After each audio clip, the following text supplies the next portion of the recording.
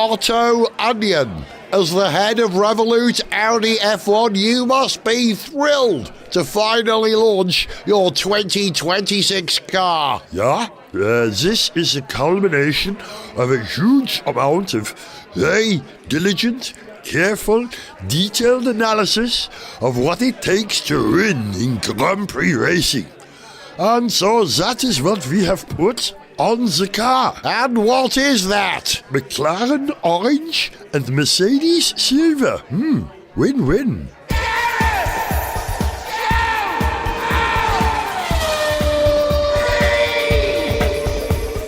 Hello and welcome to Gareth Jones on Speed. I'm Gareth. Joining us later on will be Alex Goy, but right now, he's Zog. Hello. How you doing? Getting by. How are you doing today? I'm good. I've got these sort of markers in my year. We all have them, you know, birthday, Christmas, the gathering, which is a thing that I do for the Alarm. I host their sort of fans convention and the band plays 2 gigs over the weekend and I do lots of interviews and stuff. That was happening this last weekend for the first time without Mike Peters. Of course, yeah. It was very emotional, but still utterly fantastic. But Excellent. this isn't the place to discuss that, but that's one of my markers. And the other one is the launch of the new Formula One cars as it begins before the start of the season. Which has been happening in the last couple of weeks. Yeah, we're getting little dribbles of information, a strip tease of what's to come. I kind of like it because some teams... A tease rather than a strip tease. Yeah, I see tease here. I see no strip tease. Yeah, Continue. fair enough. Yeah, well, I'm going for the complete reveal. Yeah. That's a strip, Okay. isn't it? But it's like the elephant in the cupboard, isn't it? We're seeing little bits at a time. Elephant. Never. Yeah, just carry on. Yeah. Let's not pick apart these metaphors. Elephant in the box, isn't it? That's what it is. You see a trunk and you think, oh, it might be a snake. And you see a leg and you think, oh, it might be a tree. And you feel the tail and you think, oh, it might be a rhino. But unless you see the whole thing, you don't know it's an elephant. Do you know that metaphor? I do, but I think what you said before. Just carry on. Let's move on because we're going to get horribly bogged down in this. There's a lot to pick apart. I've got all the time in the world for that, but maybe this program hasn't. So yeah, here we are at the launch of all the cars. We're getting little sneaks of what's to come, and there's another launch we have to discuss. First, right? Artemis 2. Yes, which is coming up February the 9th, I think, is the date they've set for it. Going back to the moon. Wow. Yes, super wow. Yeah. But also, what's going on? Because the plan to put American astronauts on the moon has been evolving, changing, over the years since they decided they were going to go back. And at some point, it's been an all NASA effort. Yeah. And at other points, there's been a lot more involvement with SpaceX and a much greater inclusion of SpaceX hardware in the plans, which might have seemed like a good idea, but might seem a bit sketchier now, given how SpaceX seem to be developing Starship. And right now, it seems kind of unclear how the path beyond this mission goes. Because, this mission is going to send astronauts to orbit the moon and come back. No landing. Yeah, it's Apollo 8 again. And the landing bit is a trickier part of the whole procedure, and one that, we don't know how they're going to do that yet. Exactly what's to take them there. Will there be refueling along the way? Yeah, there are a lot of unknowns in this, a lot more unknowns than you'd want in a program to put people back on the moon. Yeah, agreed. When the Apollo program did it in the late 60s, the lunar module, the command module, the service module, and the Saturn V were bespoke devices built, designed, and rigorously tested. Remember, Apollo 9 and Apollo 10 both tested the lunar module before they attempted a landing with it. And what you have is this sort of slightly even more modular, broken up program where they're going to have to adapt the version 3 of the Starship that is being developed now to become an efficient, effective moon lander. It doesn't look like the right vehicle to me. I think the Blue Origin Blue Moon lander, which is also being developed, but again, untested, if you want to get things done in a hurry, that's the one to use. The Starship may be great medium term and long term, but it's not going to get to the moon before China does. I'm sure you're right about that. Yeah, 100%. And I think China will have a successful crewed mission to the moon before America. I think there will be Chinese boots on the moon before there are American boots on the moon again. I think that's likely, but we'll see. But it is exciting. Yeah. I can't wait to see the launch next week. Yeah, it'll be a blast, quite literally. Yeah. I'd love a live manned launch. Sorry, I love a live crewed launch. Yeah. Because, of course, there are 4 people on board this spacecraft. One is a person of colour and one is a person of woman. I think that's the correct way to say it these days. Good luck to them all. I hope they have a great time. Yeah. What fun. Get to go and have a look at the moon, have a little twirl around it, come on back. Oh, that's fantastic. Listen, I'm not a religious man in any way. Like you, I'm a man of science. But when I was a kid, I was, 7 years old when Apollo 8 happened. And I remember Jim Lovell reading from Genesis as they orbited the moon on Christmas Eve. And it was just ethereal, the whole thing. And like I said, I'm not a religious man, but I was brought up in a very religious community. My mother was my Sunday school teacher. So I was asked to say something in chapel. And so I just said, well, I'm going to read from Genesis like the guys from the Apollo 8. I took it back to science. I managed to steal it away from God. Very good. Well done. Good. I approve. Well done. Yay. Anyway, right, enough of that. Right, 2026 Formula One cars, Zog, will be shorter by 20 centimetres, narrower by 10 centimetres. Their weight will be reduced by 30 kilograms to 768 kilograms. They're still going to have 18-inch tyres, but they will be narrower by 2.5 centimetres at the front and 3 centimetres at the rear. Downforce is down 30%, and we now have 50-50 power delivery between internal combustion engine and battery electric, and we have active aero. So how different are the cars looking now that we've seen, glimpses of them? They're looking a little bit different, but not spectacularly so. I'm not, there's no huge sea change in the look of cars. Actually, rather less than you might expect, given that there's actually quite a big change in aero. Like you say, this is the first year where we've got active aero. Now, active aero being aerodynamic surfaces, wings that are moved by actuators during the race. They are reacting to conditions on the track, to what the driver wants to do to increase drag, increase downforce, whatever the car and the driver needs at that moment. This is a big change. Now, sure, that DRS is a kind of active aero. It's a little bit of active aero, but it's limited, and it was used in very particular circumstances during the race. This is, anytime you want to use it, you can use it, and it's going to have a much greater effect on the racing. There are 2 modes, aren't there? There's cornering mode and straight line mode. I think that's what they're calling it. But I have a slight query about it. I'm all for active aero. I love aerodynamics. I'm fascinated. I don't understand it all, but I care about it. And the idea that F1 cars being, the very essence of the purity of motor racing, they should be able to trim their aero to maximise performance. But unlike DRS, where if you were the lead car, you didn't get DRS. Everyone behind you would if they were close enough. In this, there doesn't seem to be any advantage in the aero. If everyone is given the same ability to trim their aero for straight line speed or to create more downforce for cornering, then that's going to create kind of a stalemate, isn't it? And we're going to see fewer overtaking opportunities.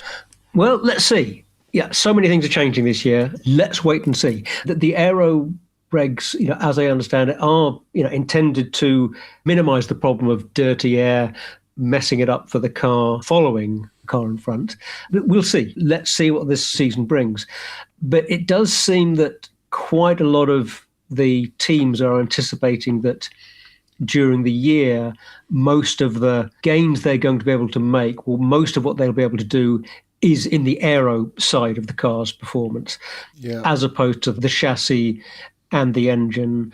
But it's in the engine department that we've had some quite interesting news. The thing that got me very excited was the compression trick that Mercedes and apparently Red Bull have managed to pull off, which is one of those classic, race car engineering tricks. It's reading the rules very closely and realizing that whatever the intention of the rules were, if you just stick to the absolute letter of the rules but use a bit more imagination, you can come up with an advantage over your rivals who are doing things by the book and with less imagination. And the trick they are using is an expansion trick to get more compression, to get a higher compression ratio in their internal combustion engine cylinders. So it turns out that while there is a regulation that limits the compression ratio you can have in your engine, and that limit has gone down from 18:1 to 16:1 this year, so less compression, less power, Mercedes and apparently Red Bull realized that the rule about this compression limit was enforced by measuring the engines at ambient temperature. Yeah. Not the engines at working temperature. Yep. And so what they decided to do was simply build an engine that when you measure it at ambient temperature, at room temperature, it has a compression ratio of 16:1. But when you run the engine up to temperature, something, presumably the piston rods, expand enough that it changes the compression ratio in the engine. So you get back closer to the 18.1 that you were using last year. Yeah, we've discussed this on the programme previously in reasonable detail. But what you said there is right, that, Ford and Mercedes are said to be using this to their advantage. However, was it someone from Toyota at the launch of the new Toyota, what's it called, the RA626, something like that, the motor that they're going to put in the Aston Martin? Someone from Honda. Yep, from Honda. Yeah, Honda. They, sorry, did I say something else? It's a Toyota. Oh, sorry. Confusion will be my epitaph, as King Crimson once sang. So Honda say that they believe all F1 engine manufacturers will be using thermal expansion technology in some form or another anyway. Interesting. It's not quite as clear-cut perhaps as we may have thought, and that there are other ways of enhancing performance using similar technology in different ways that are not yet even picked up by the rules and regulations. We don't know, and it's so exciting. Oh, well, yeah, of course, yeah. Everybody's going to be looking at any other similar trick they might be able to pull off. In my reading of what the Honda people had said at the launch, the way I read that was a little bit more suggesting that, there were various regulations that they were looking at to try and exploit in perhaps a similar way. But I didn't read that as suggesting that they were using a similar trick. I mean, I do think that it does look as if Mercedes and Red Bull have pulled out a bit of an edge here. There can be other stuff going on that will advantage other teams. Yeah, there's a lot of talk about fuel mixtures again. There's some new bespoke fuels, aren't there? Shell, I think. Well, they're doing good. They have to use sustainable fuels this year, so the fuel regulations are different, and this, of course, is different to, I think, until the end of this year they were using essentially pump fuel. You had to have fuel that was the same as fuel that would go into a road car. This year, I'm not sure quite how the fuel regs are different, but it is a different fuel. It's a sustainable carbon neutral fuel rather than pump fuel. There may be some room in the fuel mix to do a little bit of work to make that engine work a little bit better than that other engine. I suspect that what you can do on the fuel side of things is kind of trivial compared to what you can do with a trick like the compression ratio. Yeah, that would make a significant difference, wouldn't it? Yeah. And I suspect that, whatever Honda have got their eye on, again, I think apart from directly affecting that compression ratio, I suspect the gains in other areas are going to be pretty small. But who knows? Let's see. We're not going to know until the first race. But it's not all doom and gloom for other engine manufacturers. I mean, Ferrari, for example, got their engine going quite early on and seemed to have, a reliable engine working as they wanted pretty early on in the car development process. So they should have a solid basis to improve their engine and also to develop the whole package. Whereas, often if you're starting out, particularly at the start of a new engine formula and change of regs, you're often chasing some slightly basic things in the engine. If you've got a bit more vibration than you wanted, or you're just, your temperature management isn't quite what you want, and you've got to spend a lot of the time that you would otherwise spend making the car quicker, you have to spend that time fixing some more basic reliability things, whereas it looks like Ferrari are going to be able to get stuck solidly into making the car quicker. Well, they've already got a car running on track, because remember the Cadillac, which I think is the only one of 2 cars that have run so far. The Audi has as well. The Cadillac's got that Ferrari engine. Right. Yeah. Audi have done their sort of installation television filming day with their motor. We don't know any more about it than that at this stage. And we're not going to as well, because the initial 2 tests are private tests, aren't they? The first ones of which are in Barcelona, I believe. They're technically a private test, but it isn't until we get to, is it Bahrain? They're doing the proper full season test, and there's going to be a huge curve of development between those 2 tests as well. They're throwing everything at it. I'm reminded of the general advice that's given to production companies when making a TV series, right? You've got the first series of a pitch that you've managed to get across the line. You've got to deliver it. And let's say you've got $10 million to make this whole season, right? You throw $5 million of that on the first episode. Right, you've got to get it across the line. Right, you worry about how you're going to make the rest of the season or the rest of the TV series with the budget you've got, right? Get that right. Throw everything at it. And that's the sort of situation I think we're in with F1 at the moment, because it's such a radical change. It's like you've got to come out of the blocks with a decent car. You've got to. Otherwise, you're dead in the water. But it's exciting. Do you disagree? Well, when you have such a big change of rules and regulations, it's very hard to come out of the blocks with, the complete package. Yeah. None of the teams will have had as much time as they wanted to develop their cars. None of them are going to have the package that ideally they would want. And I think Aston Martin, for example, I think have indicated that they are not going to have what they regard as their 2026 car until sort of middle of the season. They're going to start out with what they know is an interim package, and they're, kind of building up towards being able to get the car they want around the middle of the season when they introduce, B-spec. Yeah, a B-spec car later in the year, having had time to work on everything, presumably. Yeah. I wonder how many finishes we're going to get at the first race. I wonder if more than half the grid will finish. Well, I think, for all kinds of reasons, the reliability of the cars has got so much better in recent years. Yeah. I would confidently bet, I should be careful, I'm making some slightly reckless F1 bets at the moment, it seems. I'm sure they are mostly going to finish in that first race. Would there be, how many? What will be the number of non-finishers due to reliability? Well, there's going to be 22 cars starting for the first time. Yeah. No more than, maybe we'll have 3 cars not finishing that first race due to reliability. No more than that. I think I'm going to say due to reliability. Due to reliability. Other stuff can happen. Doesn't count if you get punted off. But I'm going to say maximum of 3 reliability non-finishes. Well, that's my. Interesting to find out. Yes. Of the cars that we've seen so far, we've seen the Red Bull livery launch, and we've seen the Haas launch. Very pleased to see loads of Ford blue on the Red Bull. Yeah.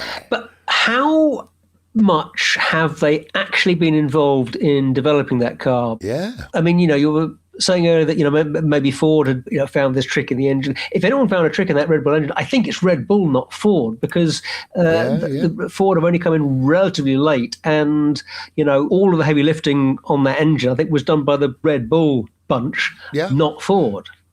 Red Bull put a whole team of engineers together that they poached from other teams or, made better offers to.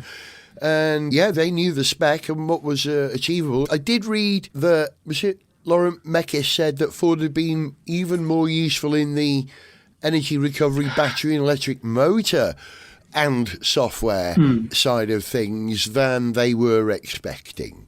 But yeah, who knows about the motor? And that would make sense in terms of being an area of technology that Ford could probably really offer some valuable knowledge and technology and resources coming in a little bit later. You know, it's a distinctly different area, a distinctly, I say discrete area of the whole package. Obviously, it all connects up. It all integrates in actually quite complicated ways. But nonetheless, you can see how there could be just some immediate benefits there of technology and knowledge that could be fed into the Red Bull development. If I can quote Mike Peters' lyrics, back where we started from, and there's permanence in change, because Red Bull have got Ford engines again, because in their debut season, they used the Cosworth block. I was checking it out. When was that? 2005 was their first season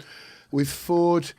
I can't remember now. They had been Jaguar. Yeah. And then, here's a surprise, the year after, they dumped the Cosworth motors, gave them to Toro Rosso, and Red Bull used Ferrari engines for 1 year. And then the next year, they settled on Renault.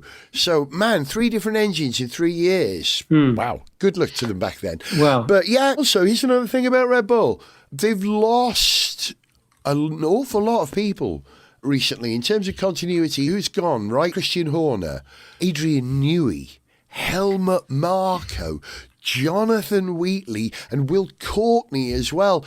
There's always a churn in Formula One, but it does seem like some very, very key players have left Red Bull. Let's hope that they've got the strength in depth to, patch over that. Yeah, my sense was that Laurent Mekies was doing a good job of rebuilding the team and getting it back going in the right direction last year, and I'm sure he's only going to continue that. So, yeah, at the same time that they have lost a lot of people that contributed to their past success, I think nonetheless they're on an upward curve at the moment. That said, I think Mercedes and McLaren are probably going to be the strongest teams at the start of the year. With all the unknowns that are in there, we don't know just how strong Ferrari are actually going to be, just how strong Aston Martin might actually be at the start of the season, just what Williams might be able to put together with that probably very good, probably class of the field Mercedes engine. Or Audi with their completely unknown engine technology again. I mean, fascinating. I'm confused though, Zog. I'm confused about Haas. Because I don't know if you followed this. They launched the Haas livery and the team is now called Toyota Gazoo Racing Haas with a Ferrari engine, right? It doesn't quite make sense to me, that. But 24 hours later, I believe, Toyota announced that the WEC and Le Mans car was no longer going to be the Toyota Gazoo Racing GR010. Yep. It was now going to be the Toyota Racing TR10. And that they are kind of hiving off the Gazoo Racing brand to be its own brand like Lexus or Toyota or Daihatsu within the Toyota empire. The rally team is still running it, and so are the Rally Raid team, who didn't win this year at Dakar. But come on, make up your mind, Toyota. Maybe because it's such a huge operation, it's going to take them a year or two to sort of unwind the rebranding. Yeah, like you. No, I'm a bit confused. Haven't followed the ins and out of it. Don't really understand what's going on there. But I think that's just, maybe a little bit of not entirely stitched up, integrated thinking across the board of what, as you say, is a big organisation, big company. There are a lot of moving parts there. Despite being called Gaz at some point in my life, you'd think I could have an affinity to the Gazoo racing. Love Toyota. I owned a Toyota for 19 years, right? I never really warmed to the brand. Gazoo, for me, it either sounds like, kazoo that you would blow, or Gaz's wazoo, Gareth's anus. Or one of the finest synth pop acts of all time, Yazoo. Oh, Yazoo. And there was a character called the Great Gazoo in the Flintstones, some levitating alien or something. Okay. So I'm glad to be seeing the backside of Gazoo. All right, yeah. I mean that. I came out that way. I really am. Toyota Racing. So we'll see. I don't know. Who knows what Toyota's long, medium-term plans are with that brand, and has it got something to do with them separating their relationship in Formula One with their other racing activities and the road car brand? Who knows? Who knows? Two things very briefly, Zog, before we wrap this, because I've got to leave time to talk to our Alex. Yeah, absolutely. Two things I want to flag up, not only to our listeners, but to you as well, because I bet you'd love this.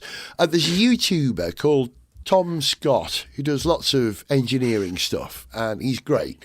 And he asked a fundamental question about cars, which has been in my mind since about 1968 or something like that. And that is, if you were Captain Scarlet or Captain Blue driving the SPV, the Spectrum Pursuit vehicle, this armoured car with a missile launcher and foldable tank tracks at the rear, caterpillar tracks at the rear, and you were driving it as they did, i.e. facing the back of the vehicle using a screen, is it actually possible to drive a real vehicle like that? He made a short video about it. They built a kind of a Dakar buggy that he sat backwards in and controlled with like a PlayStation steering wheel. Brilliant bit of work. Yep. And I'm not going to tell you what his conclusion was about it. I'd recommend going to see the film. I'm going to go check this out. No, this sounds interesting. Okay, let's just have a think about this. I mean, first thought is, given that you're basically recreating the kind of setup that you might have with, any kind of remote control for a vehicle. Yeah.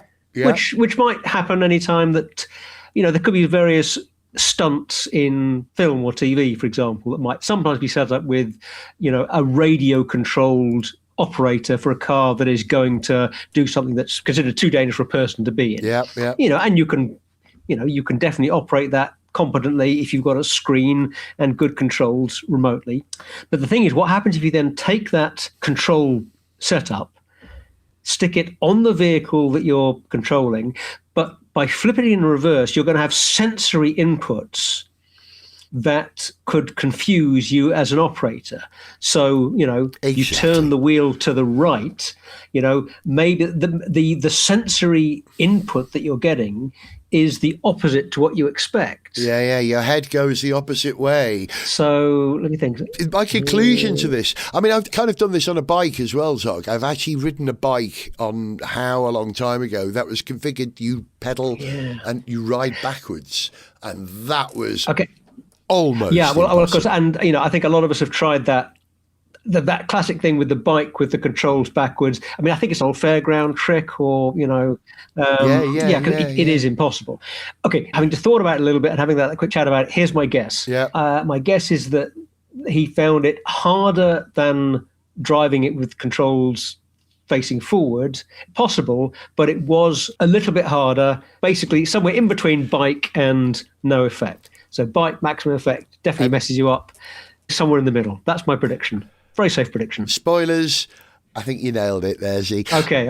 My solution, my addendum to the film, if I got to tack a bit on the end of this film, would be, okay, given that it was doable but very, very tricky and certainly not an advantage other than in crashing, where if you want to crash backwards. That's why the reason was given for doing that, because the SPV would crash through buildings. And of course, if you're sitting backwards, that's a great way to survive it. Yeah. But I suggest what they do, because they were in this kind of airline seat, this fully enclosed seat.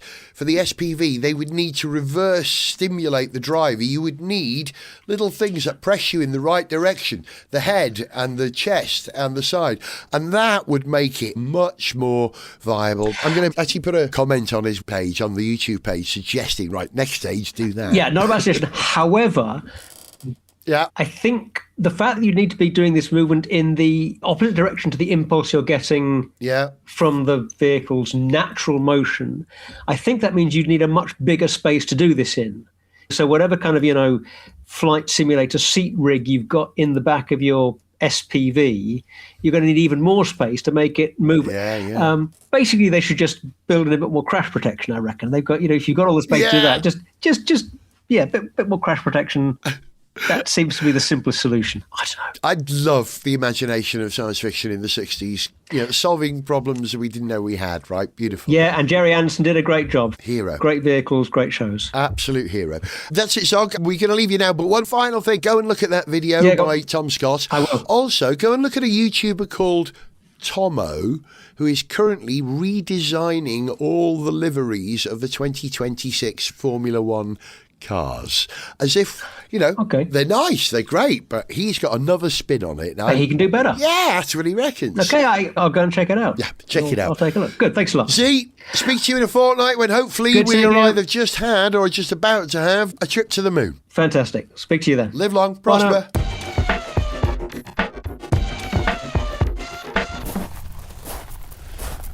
Captain Scarlet reporting for driver training, sir. Welcome to the Spectrum Training Facility. I'm Commander Tangerine, your instructor for the day. You look very like Captain Orange. No, he's known as Captain Papaya now. Oh, look, never mind all that, Scarlet. This is going to be your first time driving the Spectrum Pursuit vehicle, so remember, you're facing backwards. Now, jump in and take it for a careful first lap around the course. I'll talk to you from the pit wall. SIG? Yeah. No need for all that. Just get in. Okay, start it up. Okay, now, one careful lap around the course, Scarlet. Scarlet, slow down. You're going too fast. Watch out, you've got to turn left, steer right.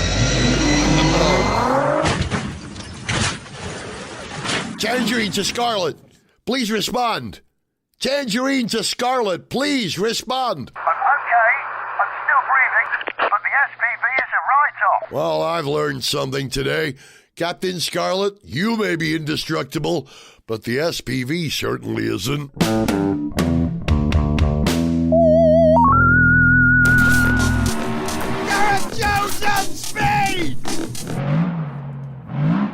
I'm not going to keep him long because he's just got back in from a very, very hard day's work and he's jet-lagged and knackered, and he is Alex Gore. You're right, bruv. Hi. Yeah, I'm all right. I'm just in the very, very end bit of jet lag because I spent last week in China. Wow, that's the second time you've been to China in like 3 months or 2 months. Yes, it is. And I'm not sure I want to go back in a hurry, but it's a very long way away. It's a very long way away. Yeah, I think it's always been where it is, though. I don't think they've moved it further or nearer. It's definitely where it always was. I thought some pesky scamp had moved it another hour or so away on a plane because, 12, 13, 14 hours, quite a long way. Depends who you're flying with. If you fly with China Eastern, you can go over Russia. If you don't, you can't. And that adds time. You know that when you see a map, a global map, you always get Europe in the centre, America to the west, and Russia and China and everywhere else to the east.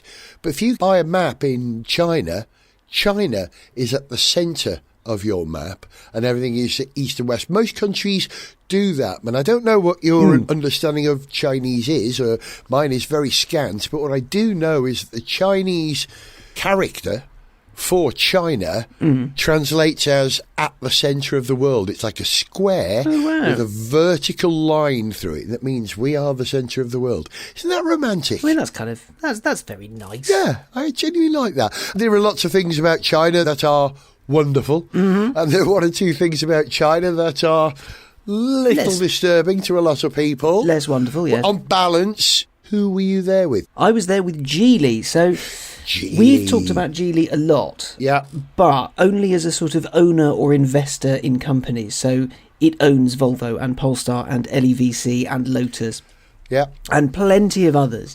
But it's just launched in the UK as its own brand. So Geely launched with the EX5, which is an EV, which has some range and is sort of quick. And it's about to launch something called the Star Ray EMI, which is a hybrid. And you can get it with 2 types of battery and all this. And we were supposed to be driving another new Geely while we were out there, but that didn't appear, which was irritating. But while we were there, we had to go in the Star Ray. It was fine. I like that name. I don't, but might just be because I'm tired. But yeah, so it's very sweet. It's got like the design is fairly nice. It's very aero led because they want to be as economical as possible, and the interior's got big screen and some nice design bits on it, and it's comfy and it's quick-ish. And it steers okay. Steering's not the sharpest in the world, and when the battery runs out, the petrol motor kicks in and it's a bit growly, but so are all PHEVs. I mean, some of them are whisper quiet, but this one's a little bit on the growly side. But we were also there. So as these trips to China are, these press trips, it's sort of a go and have a look at stuff and a little bit of an indoctrination trip of look at how great we are, we're the best company ever. Yep. And so that was part of it. So we were a small group and we bounced around from place to place to place. Interviewed people, saw their head office in Hangzhou, I think it was, which is a massive skyscraper in the middle of town. 6,000 people work there. It's insane. Wow. But the most interesting bit is they took us to their safety centre and wind tunnel, which sounds incredibly dry, but it's sort of a stats-packed thing. So it opened at the tail end of last year. It's a massive, massive area for where all this is. And the safety centre, if you see that crash footage from Euro NCAP, of cars ramming into walls and such. Yeah. They've basically built their own facility to do that. They've got a 100-metre square columnless room with a big brick in it and some sleds to throw cars at. Looking at some of my notes here, they can lob a 3.5-ton car at said brick at up to 120 kilometres an hour, which is quite fast when you think about it. And they can simulate all sorts of crashes and events, so you can have it sort of in a head-on or being hit in the side or corner to corner, as most crashes are. And they can do loads of stuff with it. And in the same room, they've got one of those sort of mist chambers. Don't you remember years and years and years ago when autonomous emergency braking was a new thing and Mercedes said, well, we can turn this system on and we can drive it in the fog and our car won't crash into the back of something else. And they turned on the fog in the big tunnel and they launched an S-Class straight into the tunnel where it immediately accordioned with another S-Class that had been parked there. And it was all very embarrassing because they forgot to turn it on. Oh, it was brilliant. Volvo had something similar as well.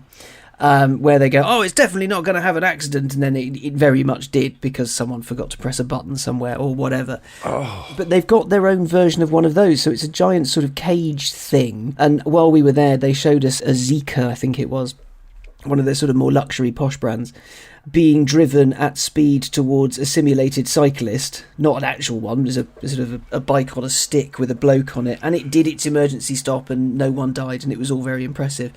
But the thing about it is that the whole safety centre, it's kind of mad. So they've got like 40 crash test dummies of their own design that simulate tall people, short people, men, women, Europeans, Asians, Americans, babies, children. So they've got the whole kind of gamut of people there. The fleet of crash test dummies is like £2 million because they're all full of sensors and they're very special and they're very advanced and they're this and they're that.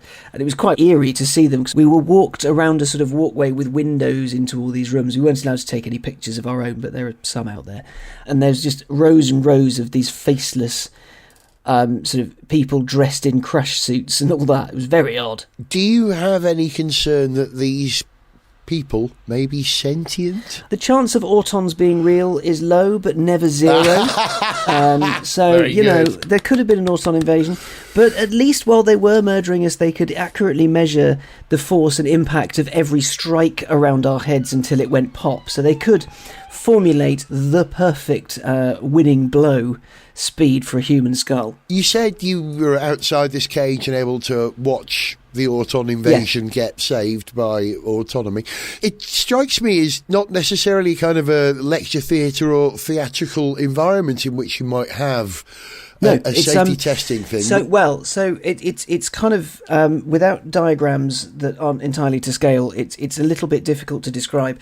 But when we walked in, we were taken up some stairs and we were sort of paraded along a walkway that had lots of infographics on the wall, and they had windows into various rooms. So there was the room full of the autons, There was the cybersecurity room, which looked weirdly like a Bond villain's lair because the back of it was just a big screen with the world on it. Yeah. And you could press a button and it would flash red and they'd be like, now we're simulating a cyber attack. And I bet that world had China at the centre of it. I believe it did, yes. But that room, it was basically to demonstrate that in that room is where they do all the techie stuff and like plug it into laptops and do various simulations of what could happen if, and is this software vulnerable in any way, etc., etc., etc. At least that's what the guide said. And then they took us through to a sort of auditorium lecture theatre looking thing with a desk at the front and loads of seats concertinaed up.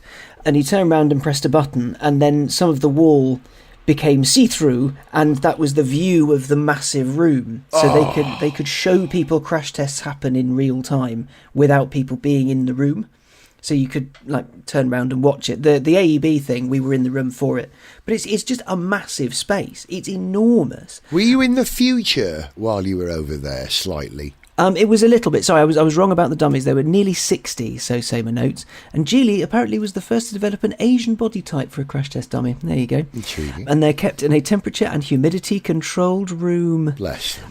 And yeah, they've got 3D scanning in there so they can see exactly what happens to these things and the amount of money they've thrown at it. So at this safety centre is something like 200 million for that and the wind tunnels. They were showing us like, we can make sure that our cars, when they go into test, they won't fail because we will have worked out all the kinks. Oh yeah, also in this room, they can simulate fog, sleet, snow and bright sun. So they can try and blind the cameras in various different ways as they would be in various different places in the world. I'm intrigued as to why this is what they've focused on this trip.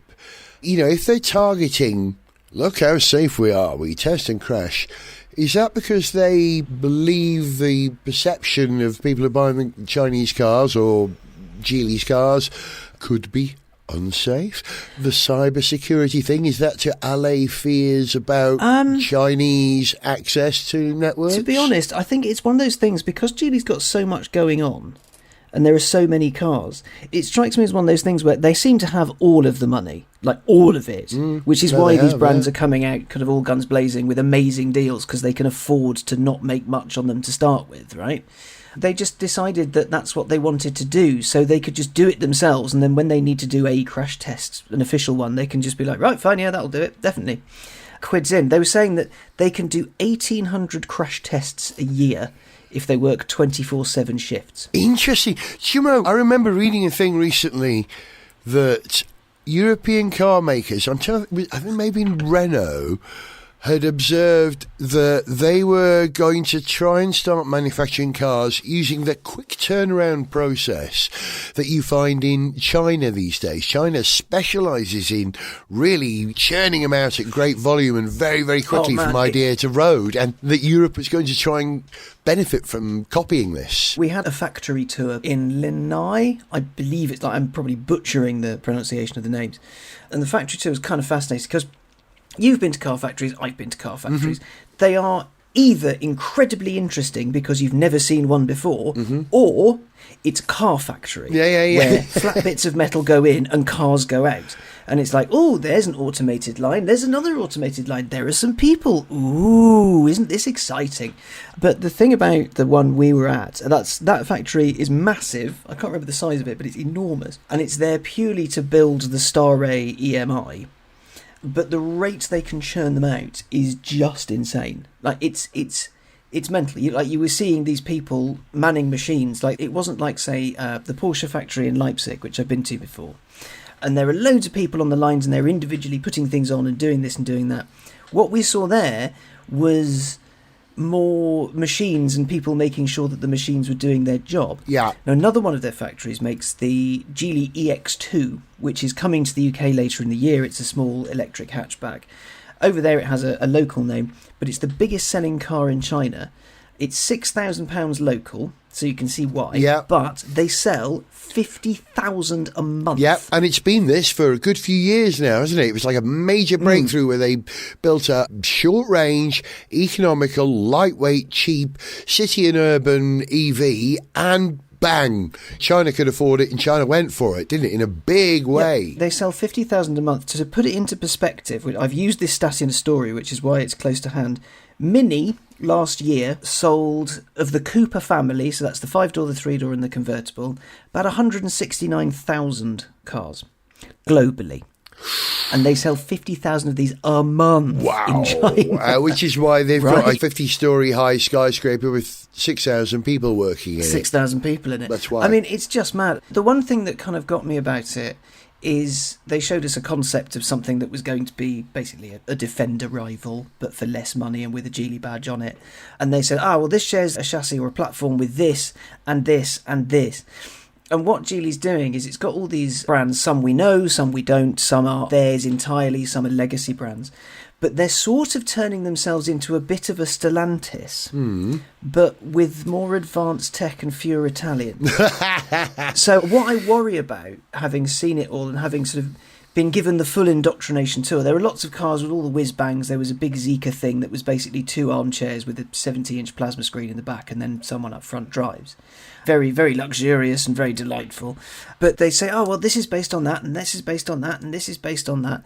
And you just go, okay, so you've got Lotus, which is a sporty one, and that'll be share a platform with that one over there, which is a more sort of premium-y luxury one. And then that's going to be a Defender, but that's going to be a Geely brand. And you're going to end up with sort of, this is going to have that because of those, because it's got that underneath it, and it's just a different body shell dropped on top of a different badge. A little bit like, say, the Alfa Romeo toenail thing, which underpins a bunch of other SUVs from Citroën and Peugeot and all that lot. So I think the way they're doing it, for the UK at least, is kind of smart, because they've got Lotus, which is the sporty one with the EV that no one's really buying. Yeah. They've got Volvo, which is the posh one, which is sort of doing okay, but they're still selling the old product as well to bolster it, which is a good idea. And then LEVC, obviously, they were saying that because the company's been around in the UK for so long, they basically took a load of their business practices to better understand the UK market. Polestar as well? Polestar as well. Obviously, that was sort of a Volvo spin-off, and lots of it, the early days, the Polestar 2 is based on a Volvo automotive chassis that's been heavily modified, but the latest stuff, some of it, like Polestar's chassis, they're all a bit different at the moment. They all come from different places. So the Polestar 3 and the Polestar 4 kind of look the same size-ish, but they're very different underneath, even though they have similar sort of UI and architecture bits that you and I would look at, but underneath the bits are different. And they've got other brands as well, Lynk & Co. in Europe, not in the UK, but Lynk & Co, plenty, that's sort of Nordic-y, isn't it? But yeah, those also, I mean, whether they're going to launch here, I don't know. Zeekr, they were saying, is going to launch here, which again is all very luxurious. I think I drove one last year. And we were saying, when's it coming to the UK? And they went, don't know. But we've been told it's now. But the one thing that kind of got me, we had a round table interview with a bunch of execs, and we were asking, like, how are you going to scale this? And what if there's tariff worries? And what if there's this? And what if there's that, right? They took a bunch of cars over to CES so some US journalists could have a go in them. And someone said, well, you want to launch here, how are you going to do it? And they went, well, we have a Volvo plant in South Carolina. Right. Yeah. We'll just use that to make the cars here. So it was put to them that perhaps, if they wanted to build a car locally in the UK, if tariffs appeared, what would they do?